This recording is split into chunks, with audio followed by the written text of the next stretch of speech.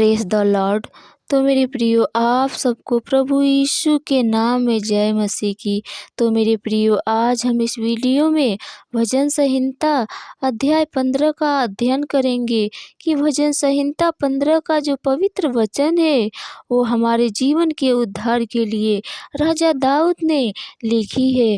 प्रभु के इस पवित्र वचन का मुख्य उद्देश्य क्या है, हम इस वीडियो में जानेंगे। तो प्रियो, चलिए वचन को देखने से पहले हम एक छोटी सी प्रार्थना करते हैं कि प्रभु के इस वचन को हम अच्छे से समझ सकें और प्रभु के इस वचन पर हम अच्छे से चलने की कोशिश करें। तो चलिए प्रेयर करते हैं। Hallelujah, hallelujah, hallelujah, hallelujah. धन्यवाद, धन्यवाद, धन्यवाद पिता परमेश्वर, इस सुंदर वचन के लिए, इस पवित्र वचन के लिए हम धन्यवाद करते हैं कि प्रभु आपको और हमको आज तक संभाल के रखे, और इस समय के लिए भी धन्यवाद करते हैं कि प्रभु की उपस्थिति में आज हम बैठे हैं। हम धन्यवाद के साथ आपसे विनती करते हैं कि आज के इस पवित्र वचन को समझने में आप हमारी मदद करें और पवित्र आत्मा की अगुवाई करें और इस वचन को हम सीख सकें। धन्यवाद करते हैं परमेश्वर यहोवा कि आपने हमारी इस विनती को सुना और ग्रहण किया। सारी आदर, सारी महिमा आपको देते हैं और इस छोटी सी विनती को उद्धारकर्ता प्रभु यीशु नासरी के नाम से मांगते हैं, आमीन। तो चलिए प्रियो, वीडियो चालू करते हैं। वीडियो शुरू करने से पहले अगर कोई मसीह भाई बहन हमारे इस चैनल पर नया है तो प्लीज़ हमारे चैनल को सब्सक्राइब कर ले और हमारी इस वीडियो को लाइक कर दे, शेयर कर दे और इस चैनल की बेल आइकन को ज़रूर प्रेस करें ताकि आने वाली हमारी हर वीडियो का नोटिफिकेशन आप लोगों को मिलता रहे।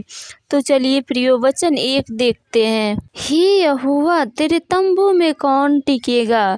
कौन तेरे पवित्र पर्वत पर बसने पाएगा? हालेलुया। तो प्रियो, इस वचन में राजा दाऊद परमेश्वर से कहते हैं कि हे यहोवा, यानी हे मेरे परमेश्वर, आपके स्वर्गीय राज में कौन प्रवेश कर सकता है और आपके पवित्र पर्वत पर कौन रह सकता है? प्रियो, इस वचन के अनुसार सवाल ये उठता है कि आखिर कौन ऐसा व्यक्ति है जो परमेश्वर के स्वर्गीय राज में प्रवेश कर सकता है? तो चलिए प्रियो, अगले वचन में देखते हैं। वचन 2 में लिखा है कि वही जो खरी चाल चलता और धार्मिकता पर आचरण करता है और हृदय से सच बोलता है। हालेलुया। प्रियो, इस वचन में परमेश्वर यहोवा ने कहा है कि परमेश्वर के स्वर्गीय राज्य में वही व्यक्ति प्रवेश कर सकता है जो व्यक्ति सच्चाई से अपने जीवन के मार्गों में चलता है, धर्म के रास्ते पर चलना जानता है और अपने हृदय से सच बोलता है। मैं बता दूं प्रियो कि कुछ लोगों के मुंह पर केवल सच की बातें तो आती हैं, लेकिन उनके हृदय में पाप भरा होता है, उनके हृदय में गुनाह भरी बातें भरी होती है। क्योंकि प्रियो, परमेश्वर आपके ऊपरी सत्य को नहीं देखता, केवल आपके हृदय को जांचता है, आपके मन को जांचता है। क्योंकि हमारा जो शरीर है परमेश्वर का पवित्र मंदिर है। उस पवित्र मंदिर में पाप या गुनाह नहीं, बल्कि परमेश्वर का वचन होना चाहिए और वो हमारा मंदिर शुद्ध होना चाहिए ताकि परमेश्वर की पवित्र आत्मा का सामर्थ उतरे। प्रियो, तभी हम परमेश्वर के स्वर्गीय राज्य में प्रवेश कर सकते हैं। तो चलिए प्रियो, तीसरी वचन की ओर देखते हैं। वह अपनी जीभ से निंदा नहीं करता, न अपने पड़ोसी की बुराई करता है और न अपने मित्र की बदनामी करता है। हालेलुया।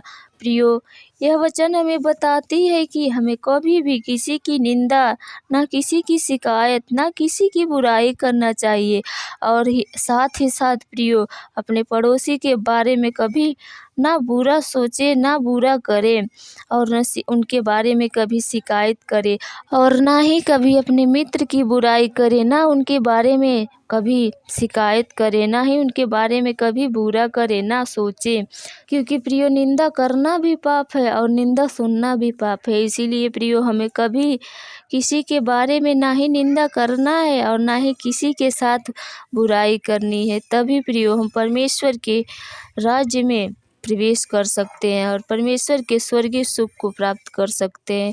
तो चलिए प्रिय परमेश्वर की चौथी वचन को देखते हैं। वह जिसकी दृष्टि में निकम्मा मनुष्य तुच्छ है, परंतु जो यहोवा का भय मानने वालों का आदर करता है वह शपथ खाकर बदलता नहीं है, चाहे हानि ही उठानी पड़े। हालेलुया। प्रियो, यह वचन हमें बताती है कि जो तुच्छ प्राणी है यानी गरीब और लाचार है, जो परमेश्वर के मार्गदर्शन के अनुसार चलता है, वही व्यक्ति परमेश्वर के स्वर्गीय सुख को प्राप्त करेगा।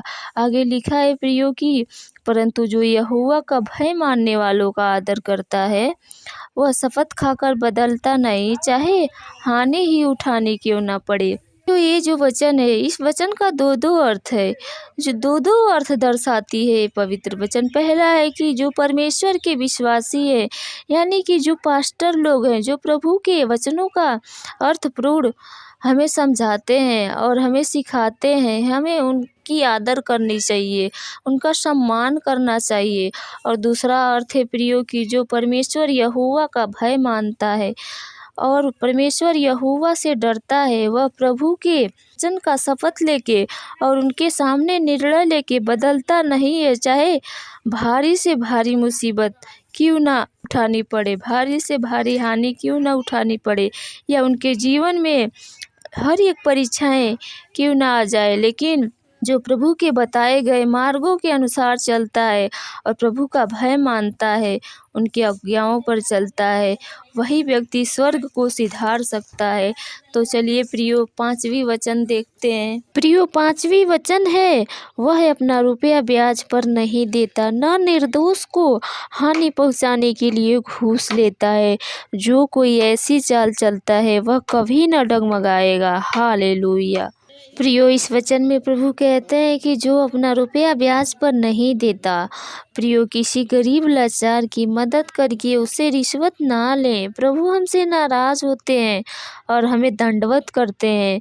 प्रियो, कभी किसी गरीब लाचार की मदद करना गलत बात नहीं है, लेकिन उस मदद के नाम पर उस गरीब की मजबूरी का फ़ायदा उठाना बहुत बड़ा पाप है, बहुत बड़ा गुनाह है। प्रियो, आपसे जितना हो सके आप उतना मदद करिए।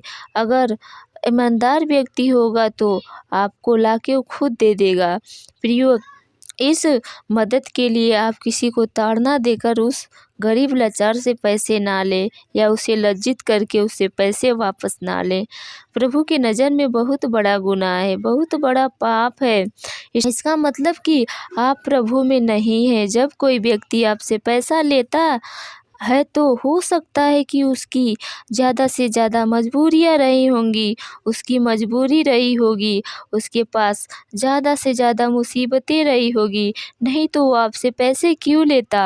इसके बदले में आप उसकी बेइज्जती ना करें, उसे ताड़ना देकर ब्याज वसूल ना करें। अगर ऐसा है तो प्रभु यह नहीं चाहते कि हम विश्वासियों का व्यवहार ऐसा हो, हम मसीहियों का व्यवहार ऐसा हो। प्रियो, आगे वचन में लिखा है कि न निर्दोष को हानि पहुंचाने के लिए घूस लेता है। जो कोई ऐसी चाल चलता है वह कभी न डगमगाएगा। मतलब कि प्रियो, अगर आपका किसी सरकारी नौकरी का पद है तो आप किसी निर्दोष से घूस लेकर उसका नुकसान न पहुंचाए। प्रभु कहते हैं कि ऐसे ही लोग परमेश्वर के राज्य में प्रवेश कर सकते हैं। प्रियो, जो व्यक्ति सत्य के मार्गों पर चलता है, जो कभी किसी की ना बुराई करता है, ना ही कभी किसी के बारे में सोचता है, जो प्रभु का भय मानता है, जो प्रभु के आज्ञाओं के अनुसार उनके मार्गदर्शन के हिसाब से चलता है, जो प्रभु के पवित्र वचन के अनुसार अपना जीवन जीता है, जो कभी ना किसी से झूठ बोलता, ना कभी किसी की निंदा करता, ना अपने पड़ोसी की कभी शिकायत करता, ना अपने पड़ोसी के बारे में कभी बुरा सोचता है, या परमेश्वर के प्रति निर्णय लेकर कभी बदलता नहीं है, और ना ही कभी किसी गरीब लाचार को पैसा देकर उसे ताड़ना देकर ब्याज लेता है। प्रियो, ऐसा व्यवहार जो व्यक्ति के हृदय में रहेगा, जो व्यक्ति के मन में रहेगा, प्रियो, प्रभु कहते हैं कि जो कोई ऐसी चाल चलता है वह कभी परमेश्वर के मार्गों से भटकेगा नहीं और परमेश्वर हमेशा उसके साथ बने रहेंगे।